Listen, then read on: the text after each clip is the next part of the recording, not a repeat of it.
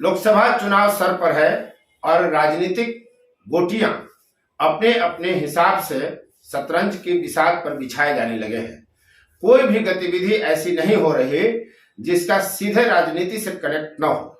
अब बिहार में बीते 17 महीने में 9वीं बार अमित शाह आते हैं और गजब का भाषण देकर चले जाते हैं, लेकिन जो आयोजन हुआ पटना जिला के पालीगंज में पिछड़ा और अति पिछड़ा सम्मेलन भाजपा का जो आयोजन हुआ, उसका मायने क्या है? भूमिहारों के इस गढ़ में भाजपा ने पिछड़ों अति पिछड़ों को लेकर के आयोजन क्यों किया? काफी इसके मायने हैं और हम बतलाएंगे कि आखिर वजह क्या है। आप जान लीजिए कि जहां आयोजन हुआ पिछड़ों और अति पिछड़ों का, वहां पाटलिपुत्रा, आरा और जहानाबाद का यह सेंटर इलाका है तीनों लोकसभा क्षेत्र का। इस 3 लोकसभा क्षेत्र में 13 विधानसभा की सीट हैं और एक दिलचस्प आंकड़ा यह है कि इन 13 में 11 विधायक ओबीसी वर्ग से हैं और 1 दलित वर्ग से, और एकमात्र जो सवर्ण विधायक थे कांग्रेस के थे, उन्होंने पाला बदलकर भाजपा में ज्वाइन कर लिया और भाजपा इस क्षेत्र में कहीं नहीं है। तो फिर पिछड़ा और अति पिछड़ा सम्मेलन भूमिहारों के गढ़ में सवर्ण समुदाय के सबसे वोकल वोटर वर्ग के गढ़ में भाजपा ने आयोजित क्यों किया, इसके समझने के लिए हम ये वीडियो बना रहे हैं और बड़ा दिलचस्प आपको ये लगेगा। और एक वाकया से हम इस वीडियो विश्लेषण का प्रारंभ करते हैं। जब आयोजन वहां चल रहा होता है और जब अमित शाह मंच पर पहुंचते हैं, तब सांसद रामकृपाल यादव भाषण दे रहे होते हैं। संचालक उनके रुकने के बाद भाजपा के प्रदेश अध्यक्ष सम्राट चौधरी को आमंत्रित करते हैं कि वे अब मंच पर आए और संबोधित करें। क्योंकि अमित शाह भाजपा के दूसरे सबसे दिग्गज नेता हैं, केंद्र में गृह मंत्री हैं। जब वे मंच पर आ रहे होते हैं तो रामकृपाल यादव ने शिष्टतावश अपना भाषण रोक दिया। वे मंच पर जाकर अपनी जगह जो उनके लिए तय सीट थी उस पर बैठ गए और संचालक ने सम्राट चौधरी को संबोधित किया कि वे आए और मंच से लोगों को संबोधित करें। अमित शाह एक्शन में आते हैं, वे इस पर टोकते हैं, रोकते हैं और कहते हैं कि नहीं, रामकृपाल यादव जी अपना भाषण पूरा करें। यानी वो ये संदेश दे रहे हैं कि एक पिछड़ा जो मंच से लोगों को संबोधित कर रहा है, वो मेरे सम्मान में भले ही स्वतः संज्ञान लेकर बैठ रहा हो, लेकिन हम उन्हें बोलने का पूरा मौका देंगे। और ठीक उसके बाद सम्राट चौधरी का संबोधन होता है। यानी वहीं से संदेश चला जाता है कि हम पिछड़ों को, अति पिछड़ों को सम्मान दे रहे हैं और उनको साथ लेकर चल रहे हैं। भाजपा भी सोशल इंजीनियरिंग कर रही है। भाजपा पर यह आरोप लगते रहा है कि बिहार में खासकर कि ये बनिया और बाभन की पार्टी है, यानी भूमिहार और वैश्य समाज जो है उसी की पार्टी है बीजेपी। यह बिहार में भाजपा पर आरोप लगते रहा है। राष्ट्रीय स्तर पर सवर्ण और वैश्य की पार्टी मानी जाती रही है। नरेंद्र मोदी का जब उभार हुआ 2014 में, तब से बीजेपी बदल गई है। यह विपक्ष समझने के लिए तैयार नहीं है। जब आप किसी को शत्रु मानते हैं, अपना राजनीतिक शत्रु ही माने, यहाँ राजनीतिक संदर्भ में हम बात कर रहे हैं, तो उस शत्रु को पराजित करना आपका परम लक्ष्य है राजनीति में। लेकिन यह तभी संभव है जब आप अपने घोषित शत्रु की कमियों को जाने, उसकी ताकत को जाने, उसकी विशेषताओं को आप जाने। भाजपा पर बार बार यह आरोप लगाने से कि बनिया बाभन की पार्टी है, सवर्णों की पार्टी है, सामंतों की पार्टी है, अब काम चलने वाला नहीं है। क्योंकि भाजपा ने खुद को काफी बदल दिया है। खासकर नरेंद्र मोदी और अमित शाह की जो भाजपा है, जो लोग दुहाई देते थे, नीतीश कुमार भी दुहाई देते थे कि अटल आडवाणी वाला ये भाजपा नहीं है, तो सबको समझने की जरूरत है कि अमित शाह और नरेंद्र मोदी की जोड़ी ने सोशल इंजीनियरिंग साधने का भरपूर प्रयास किया और ऐसे ऐसे निर्णय लिए कि भाजपा पर जब कोई यह आरोप लगाता है कि वो सवर्णों की पार्टी है, वैश्यों की पार्टी है, तो ये कोरा बकवास के अलावा कुछ नहीं लगता।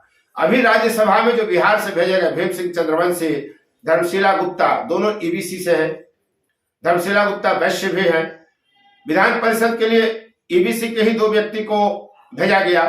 तो भाजपा सोशल इंजीनियरिंग पर लगातार काम कर रही है।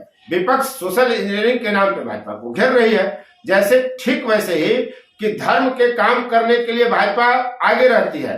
नरेंद्र मोदी किसी मंदिर में जाने से हिचकते नहीं हैं और लगातार धार्मिक कार्य करते हैं और विपक्ष उन्हीं की पीठ पर खेलने चला जाता है। तो कोई उसको हिंदू नहीं बताता, तो कोई धर्म विरोधी बताता है, तो कोई हिंदू विरोधी बताता है, तो कोई सनातन विरोधी बताता है। नतीजा विपक्ष भाजपा की पीठ पर खेलने लगता है और डिफीट खा जाता है। ये स्थिति है। तो विपक्ष को समझना होगा कि स्थिति पहले जैसी अब नहीं रही, भाजपा में बदल गई। अब भाजपा ने जो भूमिहार के गढ़ में पालीगंज में ये आयोजन किया, उसकी कोशिश है कि जो पिछड़ा वर्ग है, अति पिछड़ा वर्ग है, उस वर्ग को हम साधें, अपने साथ जोड़ें। आज बिहार में जो ताजा जातीय सर्वे रिपोर्ट आया है, उसके मुताबिक 63% पिछड़ा और अति पिछड़ा बिहार में है, जिसमें 27.12% पिछड़ा वर्ग और 36% लगभग अति पिछड़ा वर्ग है। समझने की बात यह है कि यह जो वोट है, यह या तो लालू प्रसाद यादव के साथ है, इसका इस जो 63% है बीसी और ओबीसी, उसका बड़ा वर्ग लालू प्रसाद यादव के साथ है और कुछ वर्ग नीतीश कुमार के साथ है। जैसे इस 27% जो बिहार में पिछड़ा वर्ग है, उसमें अकेले 14.26% तो यादव है। निश्चित रूप से यादव लालू को छोड़कर कहीं जाने वाली स्थिति में नहीं है, न पहले गई न अब जाएगी। राजनीतिक दलों का ये काम है, कहना अधिकार है, फर्ज भी बनता है, उनका कर्तव्य और दायित्व भी बनता है कि वो कहें कि उनको हर समुदाय, हर जाति का वोट मिलता है। कोई पार्टी ये नहीं कहेगा कि हमको यादव वोट नहीं देता। लेकिन सच यही है, राजनीतिक संदर्भ में अगर आप देखें, धरातल का सत्य यही है कि यादव समुदाय का बड़ा वर्ग 1-2% इधर उधर जाता है, वो भी स्थानीय कारणों से। बाकी अधिकतम वोट वो लालू के साथ जुड़ा हुआ है। तो बीजेपी प्रयास कर रही है कि यादव अगर न भी आए तो गैर यादव जो बीसी और ओबीसी जातियां हैं, वो भाजपा के साथ राजनीतिक यात्रा में शामिल हों और देश की सत्ता संभालने में उनका भी योगदान रहे। तो भाजपा की ये कोशिश है और इसीलिए भूमिहारों के गढ़ में वो आयोजन करते हैं कि हम सवर्णों को साथ तो लेकर चले, वैश्य को और पिछड़ा अति पिछड़ा को भी साधने का काम करें। 63% जो बीसी ओबीसी है, उसमें 14.26 लगभग 15% अगर यादवों की आबादी को आप काट दे तो बचता है 48%। उसमें भी 2.8% कुर्मी है जो नीतीश कुमार के साथ है।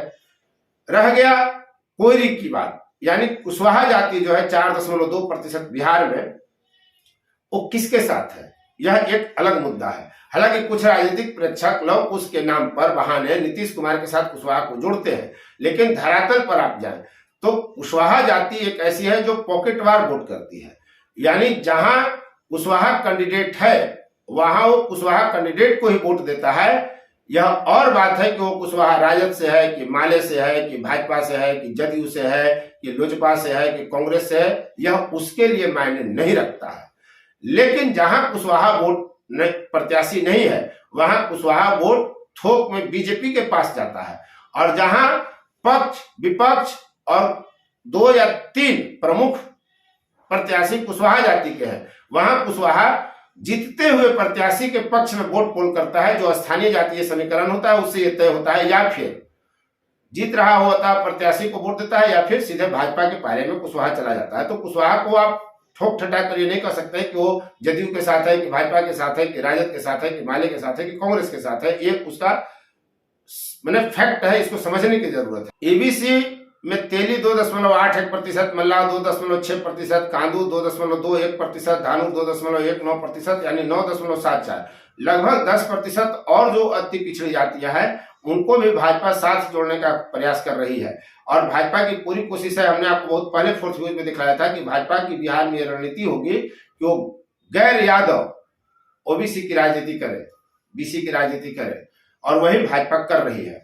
और नरेंद्र मोदी लगातार सामाजिक समीकरण साधने का प्रयास कर रहे हैं। इतना ही नहीं, जब अमित शाह पालीगंज में भूमिहारों के गढ़ में, सवर्णों के गढ़ में पिछड़ा और अति पिछड़ा सम्मेलन कर रहे होते हैं, तो वे पिछड़े वर्ग के लिए किए गए भाजपा की सरकार, नरेंद्र मोदी की सरकार के काम गिना जाते हैं कि 25 करोड़ लोगों को गरीबी रेखा से बाहर निकाला, भाई 80 करोड़ लोगों को प्रति व्यक्ति प्रति माह मुफ्त में अनाज दे रहे हैं, 12 करोड़ गरीबों को घर में शौचालय बनवा दिया, 4 करोड़ गरीबों को घर दिया, 10 करोड़ गरीब महिलाओं को ज्वाला का सिलेंडर दे रहे हैं, 14 करोड़ गरीबों के घर में नल से जल पहुंचाया, बिहार के 1 करोड़ लोगों को 2 महीने में आयुष्मान कार्ड बनवा दिया, विश्वकर्मा योजना के तहत 20 प्रकार के रोजगार के लिए न्यूनतम ब्याज पर लोगों को लोन दिया जा रहा है। तो तमाम तरह की बात गिनाते हैं। कांग्रेस पर भी आक्रामक रवैया अपनाते हैं, कहते हैं कि कभी भी पिछड़ा अति पिछड़ा वर्ग आयोग को महत्व नहीं दिया कांग्रेस ने। लालू पर, उनके परिवारवाद पर और भ्रष्टाचार पर तमाम तरह की बातें अमित शाह ने इस रैली में भले की, लेकिन जो मुख्य फोकस था हम उसी में से एक पॉइंट निकालकर इस वीडियो का विश्लेषण आपके सामने प्रस्तुत किए कि आखिर सवर्णों के गढ़ में, भूमिहारों के गढ़ में पिछड़ा अति पिछड़ा सम्मेलन करने का भाजपा का उद्देश्य क्या था, राजनीतिक लक्ष्य क्या था। उम्मीद करता हूं कि यह विश्लेषण आपको अच्छा लगा होगा। आपसे अपील करता हूं कि यदि अब तक आपने चैनल को सब्सक्राइब नहीं किया है तो चैनल को सब्सक्राइब कर लें, शेयर लाइक कमेंट जरूर करें, ताकि आपकी पसंद का वीडियो सबसे पहले आप तक पहुंचे और आपके कमेंट्स से हम प्रेरित होकर और कई प्रकार के वीडियो लेकर आपके सामने आते रहें। तो आप देख रहे थे फोर्थ व्यूज और मैं उपेंद्र कश्यप। धन्यवाद। फोर्थ व्यूज, चौथा विचार, बाकी